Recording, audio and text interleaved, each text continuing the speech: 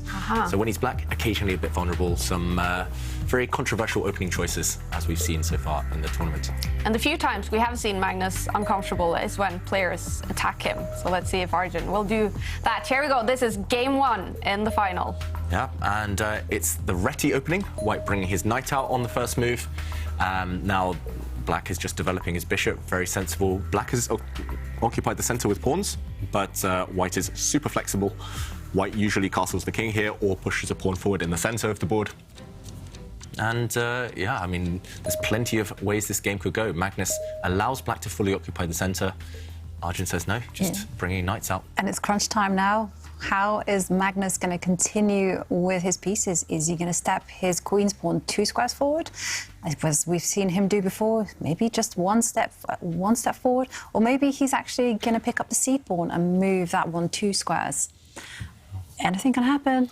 Yeah, and Magnus, he's played these types of positions before, and he loves the flexibility. He loves just being able to choose from a bunch of different plans. But Black is rock solid. Arjun clearly knows what he's going to be doing.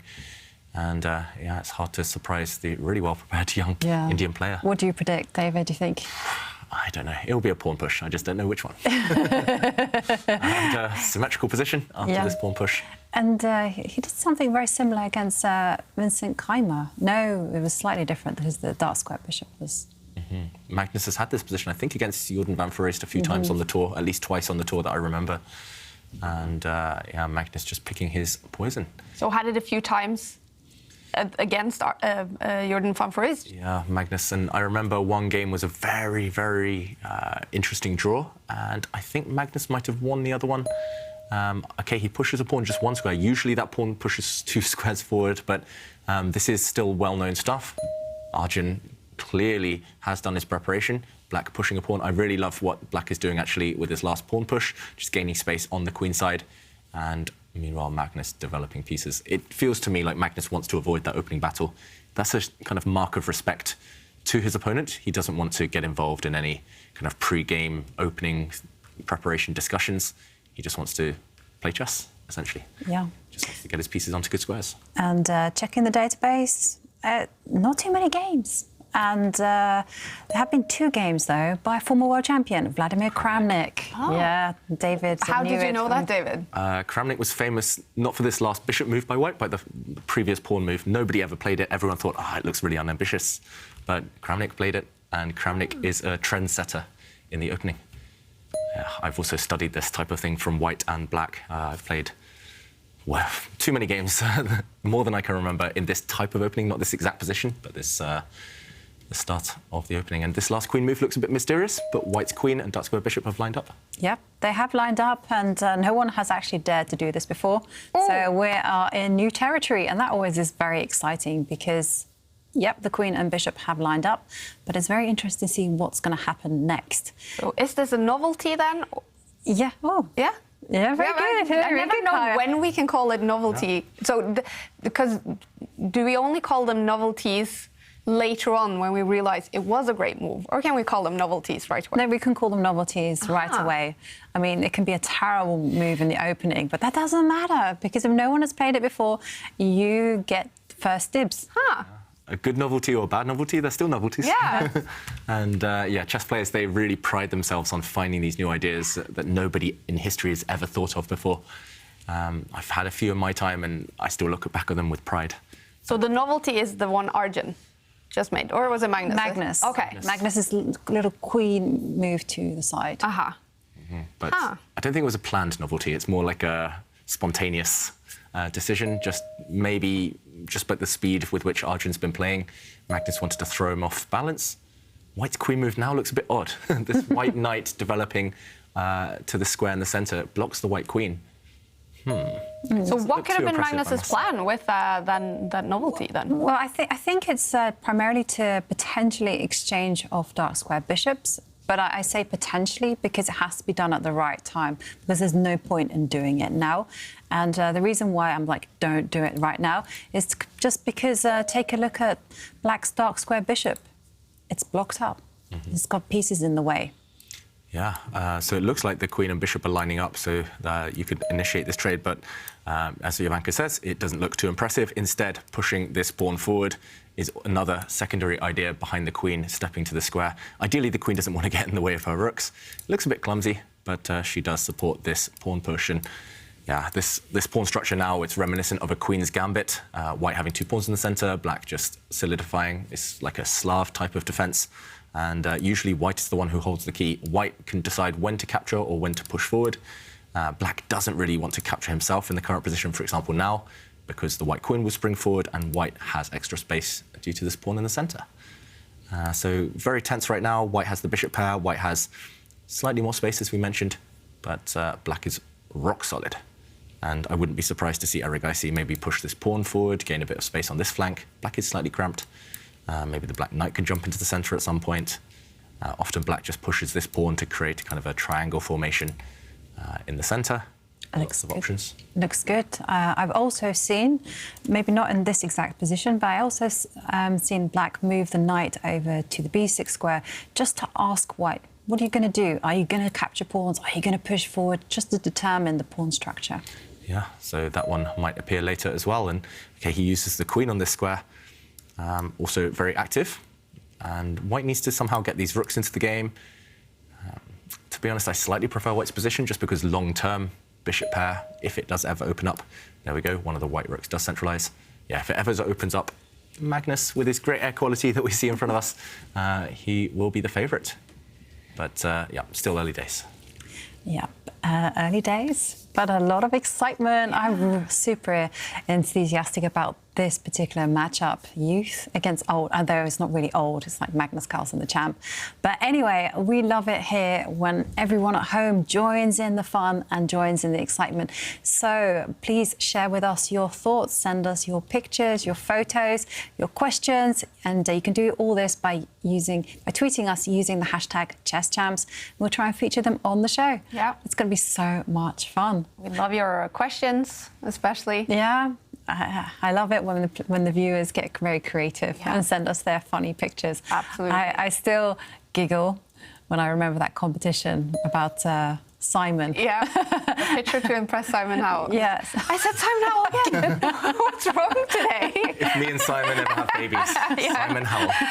Oh, that's the second time today I said Simon Howell. I have no idea why. Simon Cowell, media mode. Aha. Maybe I was dreaming about, what is it, American Idol? X Factor is Simon Cowell, yeah. Yeah, but do tweet your questions and comments, you guys. A queen move by Arjun here. Mm-hmm. A queen move, and it's actually the same idea that Jovanka mentioned, just in a different way. Essentially, black is putting pressure on white's c-pawn. The black queen is looking at the c4 square. The black central pawn looking at that square as well. So he's just saying to Magnus, it's your choice. You make the decision. I want you to clarify the center. It's going to be relatively blocked up. I guess Magnus doesn't really want to trade pawns in the middle of the board. And if he doesn't, then he has a problem to deal with. There is a pawn attacked after all. So, yeah, very logical move. I like what Arjun's doing in general. And I think, definitely this is 2 generations. Obviously, Arjun, a teenager, Magnus Carlsen, 31 years old. How long do you think, David, Magnus Carlsen will be the #1 player in the world? How many years do you give him? Ish. Do you give him like 2 years, 10 years, 20 years, 5? Not 20. Not 20, OK. I think that will be difficult to keep up. The youngsters coming through now are just too strong. I don't think they'll let him kind of rest in peace, not rest in peace, rest peacefully at the top of world chess. It's been a long tournament. He'll rest peacefully at the top of the standings, I meant. But yeah, the youngsters, they're coming up to kill the king, and they'll want to take that spot as #1. I do feel Magnus still has many years left in him at the top level, but I mean, the fact that he stepped aside from the World Championship, there are other small factors as well. Remember, Garry Kasparov retired at, I think, 43. Kramnik retired at 41. So there are indicators that it's not easy to go on at your peak beyond the age of 40. There are exceptions, of course, but it's going to be difficult. Yeah, like Ivanchuk. Yeah. And I was just going to say, just recently, Federer announced his retirement. I think he lost his game yesterday. He did lose, but it was, I saw it when I came home and I just cried and cried. Yeah, that interview afterwards. Oh, my. Oh, I did. Federer and Nadal, both crying. Yeah. Oh, okay. Yeah. Nadal was sobbing. Yeah. That was two soft men. But it's nice to see, you know, it shows how much it means to them. And Yeah. I'm sure the day Magnus retires, he'll shed a tear or two as well. I think you two will be the Federer and Nadal. You'll be on the side there, David, just sobbing when Magnus retires. I think so, because I don't recall crying, but I remember feeling tremendously sad when Gary announced his retirement. Yeah, I can imagine. And I don't know why, but he's kind of captivated my imagination. So that when he announces that he's playing again, just in some kind of Fisher Random tournament, I'm like, oh, he's going to win. Yeah. You know, he's got that much of an aura around him. Yeah, unfortunately, it didn't quite go so well, but yeah. It's just difficult. I guess life gets in the way. You just don't have as much time when you're slightly older to study as much as maybe some of these young players do. I mean, you still have the understanding. Plenty of these slightly older players, they still have the energy, everything else, but it's difficult. And it does seem to be a young person's game now in this Generation Cup. Meanwhile, Magnus just shuffling his queen up one square. I mean, it's so tense right now. It's really hard to call. Again, I still prefer white because he has the potential long-term of the bishop pair. But Erigaisi's dancing around with his knights. I like this last move. I like this last move as well. You know, it's asking questions. What are you going to do with the pawn that's under fire? And Magnus can either choose to defend it with a rook or potentially a pawn, or determine the pawn structure. It's really cagey at the minute. Both sides kind of prodding each other, trying to establish a plan. Also, that knight doesn't need to stay the knight that just moved to the d6 square doesn't have to stay on that square. It can actually maneuver itself to the f5 square and start looking at the bishop. And that's probably going to be unpleasant as well. Yeah. For example, you mentioned that this pawn structure, I mean, there's a bit of pressure here. If white just defends, if white just protects things, this is very awkward, actually. You'd never want to allow the capture of your bishop, not just because you want to keep your bishop pair, but because this would wreck the white pawn structure if the black knight captures. You can't step back now because the knight would take this pawn. You could step forward, but the bishop is not entirely safe here either. At the right moment, I'm not sure when, the black knight might come round and attack your piece. And, yeah, I mean, black is still rock solid. So Magnus, I'm expecting him to probably go for a move like this one, just to bring his rook across to defend this pawn. But in the current position, maybe you could make an argument for opening up one file. You could certainly make an argument for stepping forward. I know you would, you like these types of pawn structures if white can keep control, Jovanka. Yeah, that's correct. It's a big if, because stepping forward again allows the black knight to come and attack your bishop. But at least you gain a bit of space here. Yeah, it's very difficult. It's decision time for Magnus. The other option, remember, was to take. But, OK, he has stepped forward. This would have opened up a file maybe for the black rooks to occupy. So instead, he does gain space. This is a maximalist approach, I guess. But the problem is the centre will be blocked now. Look at these pawns, and these pawns, they'll be locked up. And that tends to favour knights rather than bishops. Yeah. So I'm sure we'll see Arjun jump to this square, put some pressure on this piece, and back to manoeuvring. It feels like they're definitely just the calm before the storm in this final. It's not what I expected. I thought we'd be seeing very, very aggressive chess from the off, but I think that will be ahead. That might not necessarily be in this game. Magnus, meanwhile, laughing to himself. We've seen this before. Yeah. Usually a bad sign. Yeah, he doesn't always look fully focused. No. Occasionally some mistakes after he starts laughing. Well, we were critical, I remember, during the FTX Cup, you know, because he just kept laughing and we were like, oh, he's not focused. But then he ended up winning the tournament. True. So I'm going to, like, reel in my words and just say, you do you, Magnus. But if you blunder, I'm blaming the laughter. We're so fickle here. We'll change our mind depending on the result. We can be. It's good to see people happy, though. I agree. Whoever player it is. Yeah. Definitely. And talking about happiness, Adair G asks us a question. He asks, David, myself, I'm going to also throw the question to you, Kaya. Okay. Were you good at maths when you were in primary and high school? Kaya first. It was my favourite subject, but it doesn't mean I was very good at it. Ah, OK. Yeah, I liked that it was, I liked that because I would be very suspicious of my teachers when they gave me grades. So, you know, in the other subjects, you know, it was a little bit up to the teacher what they thought about, you know, the essay I wrote. But in math, I knew it was the right or the wrong answer. Yeah. So that's why I liked it. Yeah, the reason I laughed earlier is because I hated it. Oh, did you? Yeah. Yeah, I think I had one nice maths teacher ever, but the rest, I don't know. They would always be a bit strict with me after I come back from a chess tournament. Often I would disappear for a week or two at a time to play a tournament. I come back and they're like, you missed all your exams, you missed the classes, you need to catch up, you need to do the next 50 pages and I mean, I was okay at it. I was never amazing though. So I never saw the correlation between chess and maths.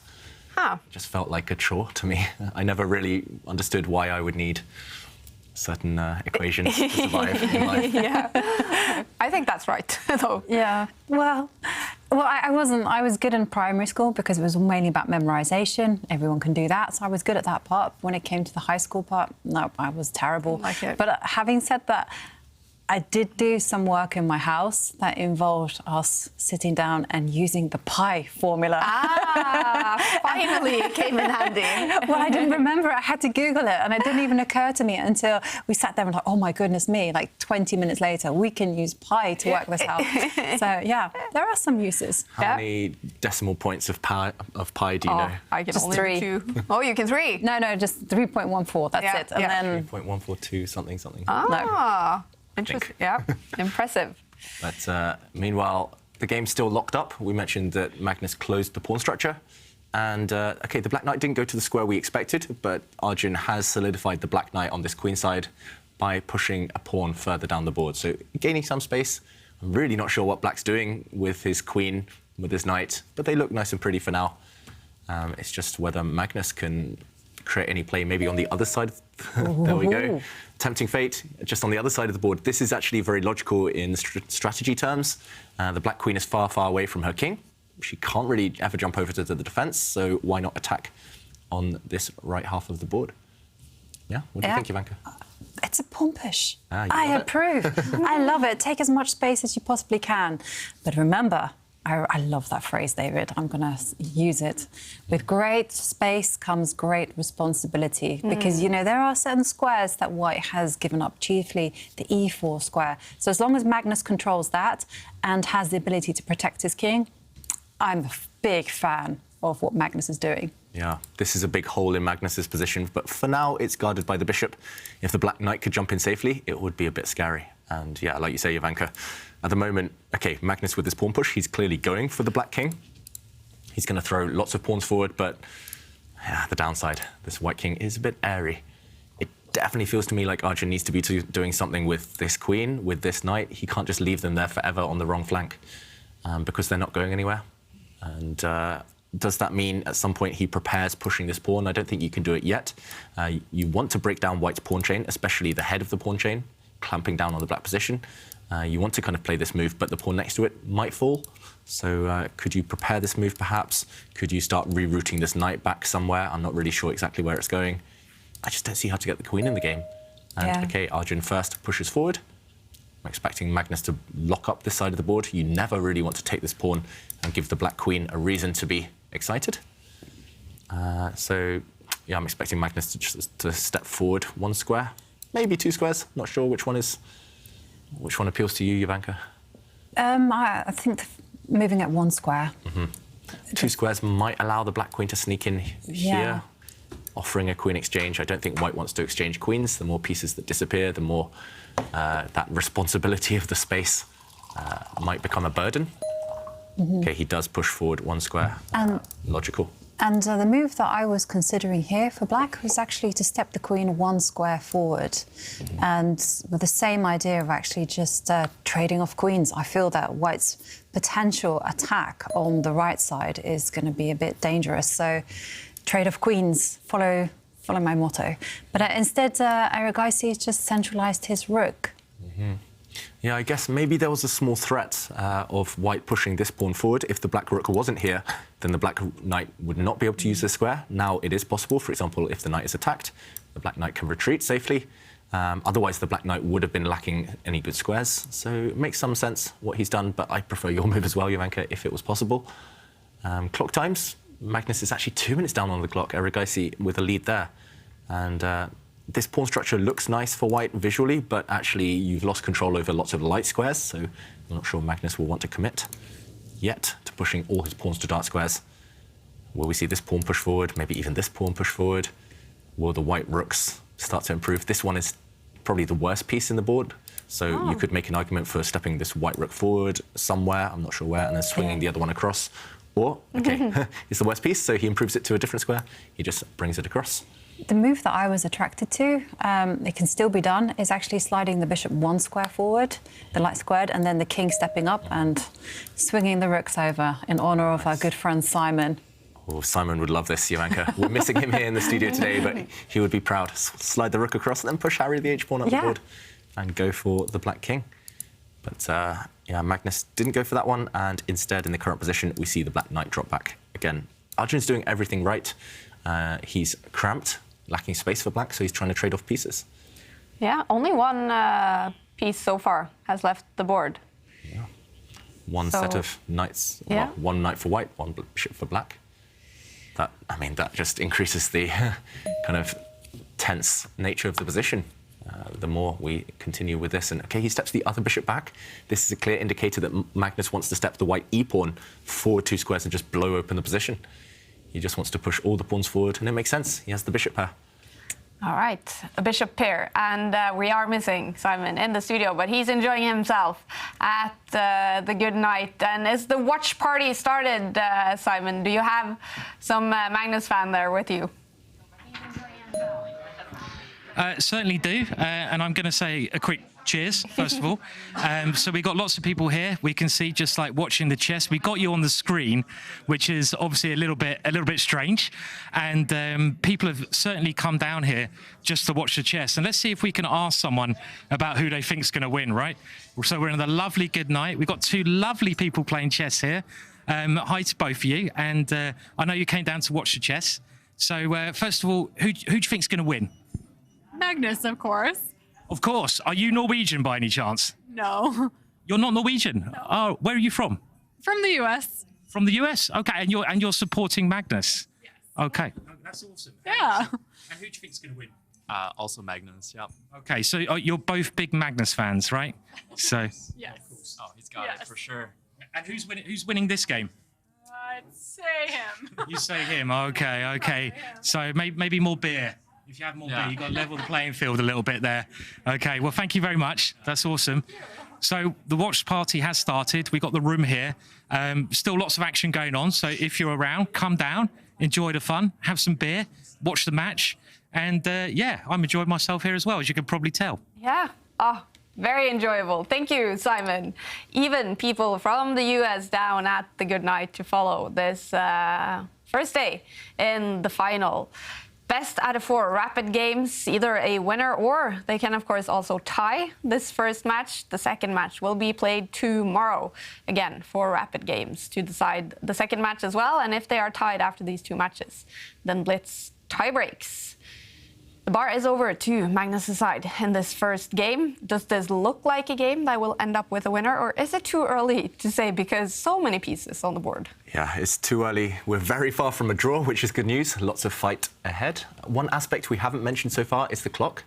And I think this might be a continual theme throughout today and tomorrow in the final. Arjun, he's super quick, super confident. He's got a 4.5-minute time advantage almost. And there we go, the bar slides down. Yeah, I mean, I was very surprised. Actually, I'm still surprised at the bar's movement now. But, I mean, it really liked White's position. Yeah. And I didn't... OK, yes, it's very pleasant. I admit that. But is it really as high as the bar was thinking? And now it says that black is slightly better. I don't really understand why. I mean, is it because he has a breakthrough right now? Is it because he's going to kick the knight away? I am confused as well, Jovanka, I've got to admit. The fact that the bar moved so much means that there's something good here for black, but I'm struggling to see it.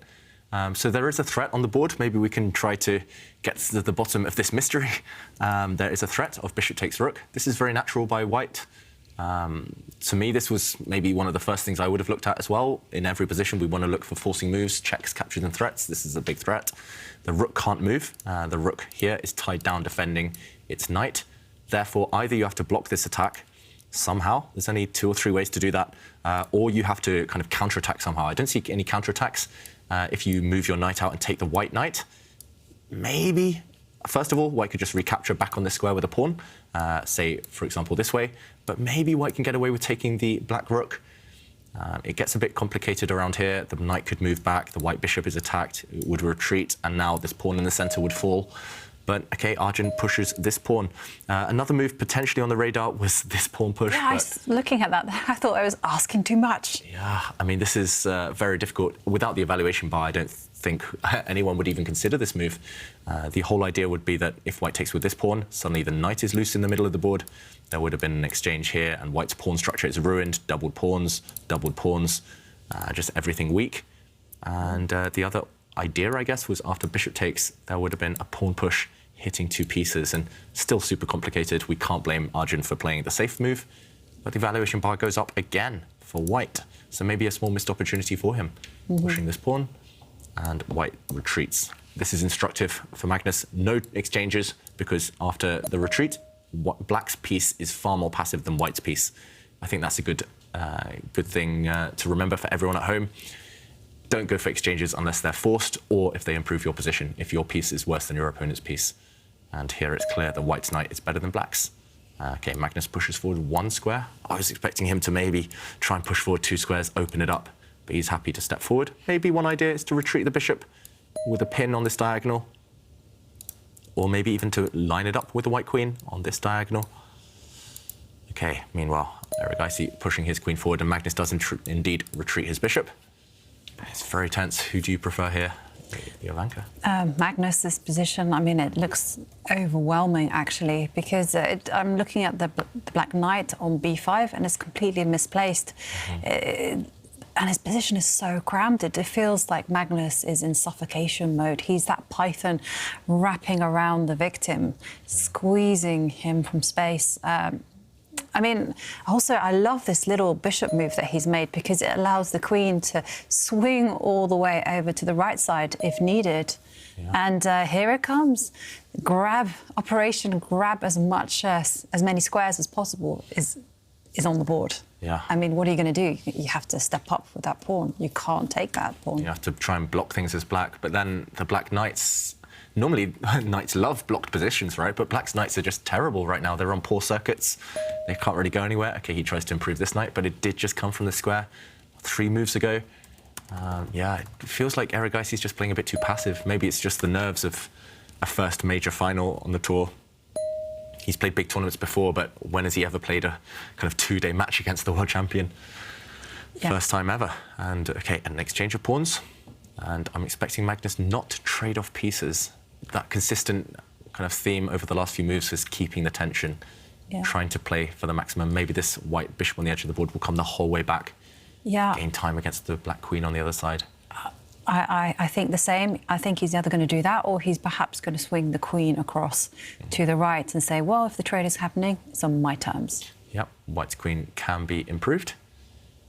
So Magnus down to 4.5 minutes. Erigaisi putting some pressure on the clock. Okay, he does exchange off, slightly surprising to me, but maybe he thought that the black dark-squared bishop was his remaining defender. The black dark-squared bishop was a good defender of his king, and now Magnus has got a huge threat. Big threat, right? We have to get the board up. It's a demolition job, Kaya. Yeah, for example, if black plays on the wrong side of the board, this queen is misplaced, remember? If she tries to, for example, improve herself, the threat is along this diagonal, and white is threatening to take this pawn, winning a pawn. If the bishop is captured, now this check wins on the spot because the knight will fall next. The black king is devoid of any shelter, and game over. So Erigaisi did indeed defend against that threat. He brought his rook forward 1 square. This is a trick. Now, if you capture, same thing. It's a check. It looks deadly, but you can meet this with a block. And actually, the white queen is pinned to her king. White would lose. So Magnus, instead, just sidesteps. It's just so calm. It just all looks so logical in hindsight, Magnus's moves, but they're not easy to find at first. And the whole idea is, firstly, now, again, this threat is re-established, now that the white king isn't on that G line. But also, talking of that G line, the white rook is ready to come and put more pressure on this pawn as well. We might just be seeing a big breakthrough any moment on this square. Yeah. I mean, it looks... It just looks like Arjun is just completely helpless. I mean, Magnus has not put a foot wrong, apart from that one tiny moment. Yeah. And What was that tiny moment? The bishop move? Yeah, there was but a bishop it seems move. like after that, that must have been part of his genius plan. It's like he's just been relentless. You know, he said, well, you know, look at the Black Queen, look at the knight, you're offside, and I know exactly what I want to do. The pawn structure tells me to initiate operations against the Black King. And now he just, as David's highlighting, the knight can step forward into an outpost. And by an outpost, I mean a square that cannot be attacked by a pawn. Do you think it was part of his genius plan, David? Yeah, I mean, the move we showed earlier with, if we just backtrack quickly on the analysis board, the move we saw earlier with White planting his bishop on the side of the board, it's very, very strong from a human point of view, but we saw the evaluation bar drop. A computer would spot that this pawn push is actually quite good for Black, but it's just not a human move. It's incredibly tough. It requires so much calculation, so much judgment, and I don't think we can blame either Magnus or Arjun for not even considering that. I don't think I would have considered it unless I saw the evaluation bar, which we did. So, yeah, I mean, that has led to the current position. If we go back to the current position, and yeah, I'm expecting Magnus. Firstly, he's calculating whether he can break through immediately by sacrificing a bishop. The whole idea would be to try and break through to the Black King. This looks pretty scary for Black. Black's king is out in the open, but Black can temporarily block with his rook, maybe with his knight. So it's not game over yet. That's why Magnus is trying to work this out. If he can't checkmate immediately by sacrificing on the square, he will just continue building up, and that has been his strategy. He'll bring his knight into the center, and yeah, you mentioned the word outpost, Jovanka. This is like the dream. This is like the definition of outpost. It should be in the dictionary, because the white knight is supported by both its pawns, and it can never, ever be challenged by any of Black's pawns. It can only ever be traded off by the Black Knight, but I don't think Black can move his pieces away from the king. This just looks deadly. A fourth piece attacking this one pawn. Something's got to give. I mean, what is this queen doing on this side of the board? It's in no man's land. It's in Siberia somewhere, just it's basically not participating in the game. Could he, obviously Magnus in the moon, but could Arjun just move it back, get it back into play somehow? Yeah, I think you're right, Kaya. Magnus, okay, he pushes his rook forward. He's just going to add pressure by bringing his other rook in, and surely now, or at least now on the next couple of moves, Black has to bring his queen back. He has to hope that the queen can somehow defend along this line. She's still a pretty bad piece. She is a very bad piece. I do feel that Arjun is just forced to wait. And, OK, I like this move by Arjun, you know, move the knight in front of the king. Potentially the knight can move to more active posts, but unlikely in the near future. I mean, look at Magnus. He's not even trying to disguise his intentions. He's lined up his bishop, his queen, his two rooks, all against this one pawn. And next move, I have no doubt, Magnus wants to bring his knight in, for example, to this square. And every single white piece is hitting this pawn. At some point, there will be a sacrifice, and it's likely to be deadly. So the evaluation bar, still liking Magnus's position. Doesn't say it's winning yet, but it's very good. Very difficult for Black. Yeah, very, very tough position for Arjun. And whilst we're waiting for Arjun to find a defensive move, we have some more questions from our viewers. Nicola asks us, will Magnus play the candidates to try to get back his title in the next few years? What do we think? Maybe that's part of his plan. It would be funny. Yeah, well, if it's he known did. to be the toughest tournament in chess, right? To play the candidates. Maybe he needs the challenge. I mean, he won it the only time he played in 2013, but he was a bit lucky. Yeah. He was very lucky to win it in 2013. It would be cool maybe in like 20 years if Magnus enters the candidates, wins it, gets a match for the title again. It's And like says, the old man comeback. Yeah. And says, no, don't want to play. And then plays again in the candidate. Maybe they'll go, no, Magnus, no more. It'll be like Magnus and a bunch of like teenagers just in the candidates. Yeah, it would be cool, but I think it's not on his radar for now. Not in his plans. No. On his radar now is, of course, winning this tournament and then to play, hopefully, in the next Meltwater Champions Chess Tour event. And then there is a Fischer Random World Championship coming up, I would say, late October. Yeah, I think October 25th to 30th. And he is definitely playing that in Iceland, 50 years after Bobby Fischer became the world champion in Iceland. They are arranging the Fischer Random World Championship, a genre in chess that Bobby Fischer invented, 960 chess. So that's going to be super cool. Magnus will be there, Wesley So, and then I don't think we know many other players. Some Icelandic grandmaster. Yeah, there's an Icelandic player. I think there are qualifying events right now. There might even end up being players like Nakamura and others who have been trying to qualify, playing there. It will be really fun, actually, and just to watch. But also Magnus, that's the one crown that's eluded him throughout his career. He wants to be world champion, and meanwhile, he's broken through. He has broken through. He has sacrificed that piece, and now Arjun's king is in dangerous territory. Will it survive? It looks unlikely. Yeah, I mean, it's not just a... I mean, I don't really see a threat right now, but it's a long-term attack. Yes. How are you going to stop the teamwork of the White Queen, her rooks, the White Knight coming in? You can't stop anything. And I mean, if you're feeling sadistic, you can even, once you've introduced all your pieces into attack, you can just advance the H-pawn. Yeah. Nothing to be done. Gosh. Black can barely move, actually. Black just has to sit and await his fate. Yeah, I mean, this has just been a beautiful strategic game. Just slow build up, blocking things up, putting pieces on good squares, and then the moment comes, crash through. And yeah, I mean, I feel sorry for Arjun. I don't think anyone could have saved this game. After Magnus got the opening, or type of opening he wanted, it's just been one-way traffic. OK, Arjun bringing his knight in, Magnus trying to trade off those knights. Yeah. And the white rook is entering the battle. And this trade was forced because Magnus had a deadly checkmating threat with the queen on h7.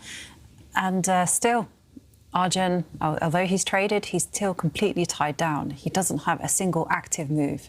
I mean, all he has to do is just shuffle his queen and rook and hope for the best. And all the while, I'm thinking, hang on, isn't there a deadly threat of sliding the rook to the H line? Yeah, there is. You're right, Jovanka. If Black just loses a move, then this is deadly. You're pinning everything on this file, and one check is going to tip the Black defences over the edge. There's literally no way to stop this. If the Black rook moves, for example, this is a check. The king is forced to shuffle to the side. You give another check. The king moves, and it's checkmate in 2. The knight finally drops. The king is forced forward, and look at this. The 3 white pieces deep in the Black camp have checkmated the Black king. And how do you stop this in the current position? The only way I see is try and bring trade this off rook rooks. forward. But maybe Magnus just says, I don't care. You just step back 1 square and you do the same again. You use this square this time to break through on the H file, and it's the idea of sliding the rook across and then this check. And there we go. It's on the board. Magnus, again, last move, doesn't exchange pieces. And no trade of rooks. White's attack would suddenly die if you trade pieces off. So he steps back, and this looks winning. Moves the rook across 1 square. Yeah. Looks like game over. It is game over, because I think that knights' days are numbers. OK, well, Magnus... Being flashy. He is being flashy. He don't care. He's not going to go straight for the kill. He's going to grab as much material as possible. Enjoy the journey, they say. Yeah, and he took a pawn on this square. The knight cannot take the white queen because the knight is pinned. Black's knight is pinned to its king. It's illegal, unfortunately, to go and capture that white queen. And a big threat on the board of actually playing rook takes knight. I think this is a killer, actually. Yeah, and there we go. I think Erigaisi has resigned, facing a deadly attack from the world #1. Wow, what a start to the final. Magnus Carlsen, he wins a dominant game here with the white pieces in his hunt to reach 2,900 on the